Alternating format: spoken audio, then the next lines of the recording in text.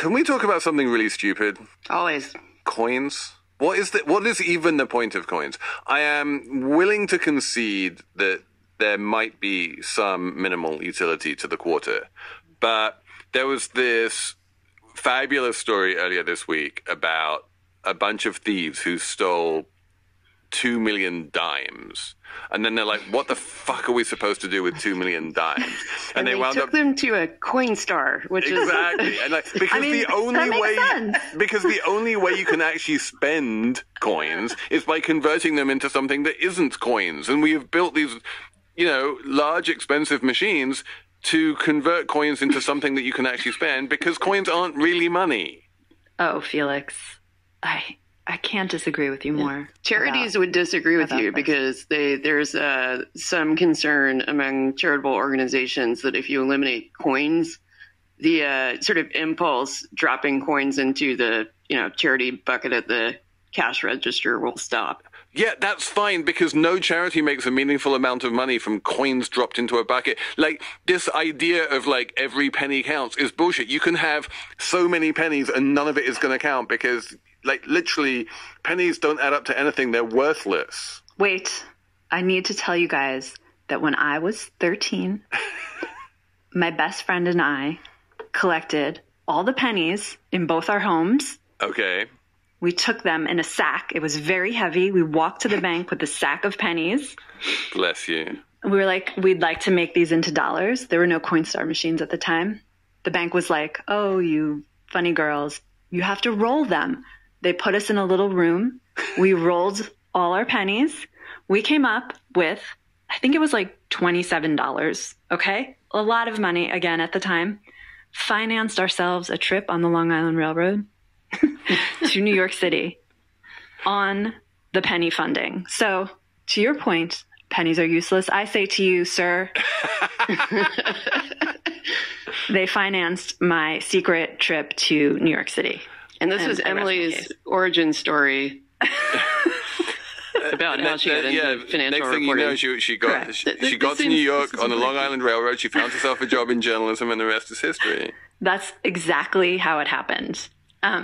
Also, in addition to the charities being upset about not getting coins, homeless people on the street, panhandlers, they like to get coins. It's easier for people to, give them coins than it is probably to give them a 5 or a 10 or a 20, things like that. That counts too, right? Well, you know who else is really adamant that, we keep coins in circulation? It's an organization called Americans for Common Sense.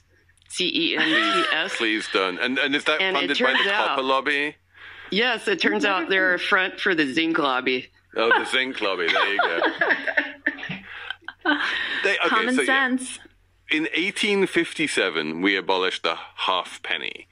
Does anyone think that we should still have half pennies? No, the abolition of the half penny was a perfectly sensible thing to do. The half penny in 1857 was worth about 19 cents in today's money.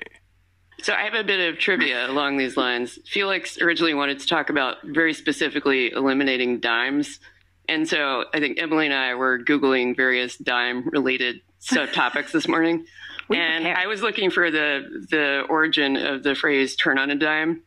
And it turns out it was originally turn on a 5-cent piece in the late 80s, and it was a way of talking about a well-trained horse that could turn on a 5-cent piece. So apparently, turn on a 5-cent piece, the expression itself has experienced inflation, and now we all understand it as turn on a dime. I'm just going to say, as the foreigner in this room, what's up with the dimes being so small and the nickels being big?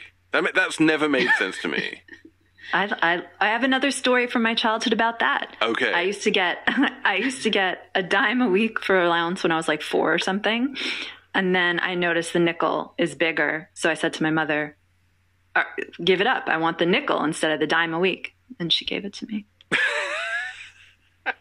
There's also, my 8-year-old, when he was learning the value of coins in kindergarten or whatever, would always mistake the dime and the penny for exactly that reason. He was like, but the dime is the smallest one. It really doesn't make sense. It really doesn't make sense. But the easy way to solve this problem is just to abolish all nickels, dimes, and pennies and just have quarters, life would be like, okay, so here's a question I have for you, Emily, as a mom with kids in the house. If your kids tried to recreate your 13-year-old escapades today and rummaged around down the back of sofas and in jars and all the rest of it trying to find pennies, like, how many would they even find? I feel like we're not even using coins these days. I mean, that's fair. We might have, or some family member has, a giant jar of pennies somewhere that probably could fund one round trip ticket to the city. But it might be tough. That's true. I can see that caper might not occur in 2023. I just don't see, like, they're clunky, useless things to the point at which when you do pay in cash and someone tries to give you, change, the standard behavior is to just look around for the nearest tip jar, because who wants to schlep that change around anywhere? I also, Patrick shared with us in our prep stuff a Guardian piece on, getting rid of change. And there was like a cashier in the lead who said he didn't like when people rummage around for change, when they pay for stuff.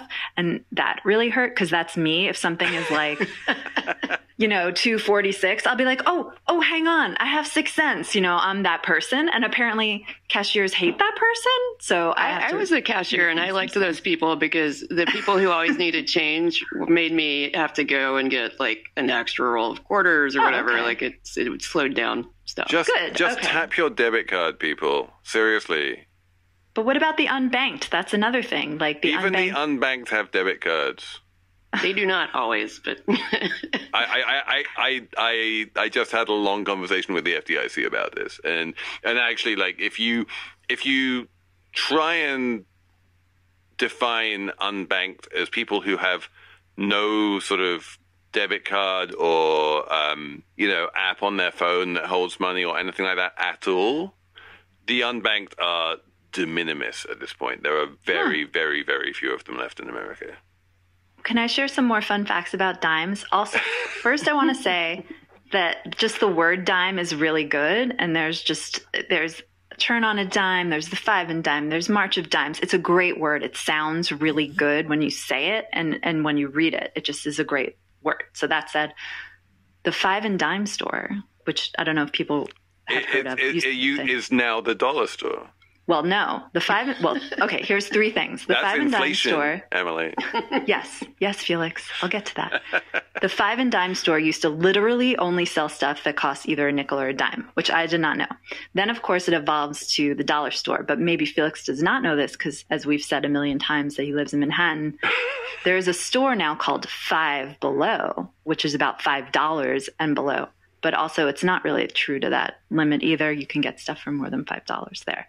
So I thought that was kind of a fun little history of stores named after the inflation, how inflation changes the names of stores.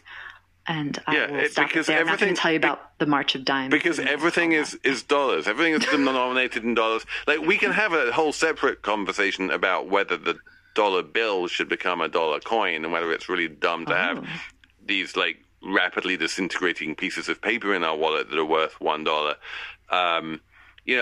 I'm not necessarily a coin abolitionist, but the natural denominations of coins in the United States, given what prices are 25 cents and $1. They are not 1 cent, 5 cents, 10 cents, and 25 cents. So, Felix, what you're saying is it's time for change. I'm getting out my yellow card. I'm sorry. One more of those, Emily, and you're sent off. One last time. I'm not engaging. I refuse.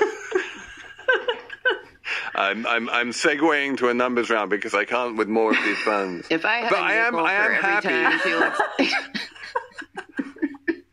I am happy that Emily is going to be the official dad joke, co-host. They are mom jokes. Are they mom jokes? Yeah, I've been trying to rebrand the dad joke as mom joke for a long time.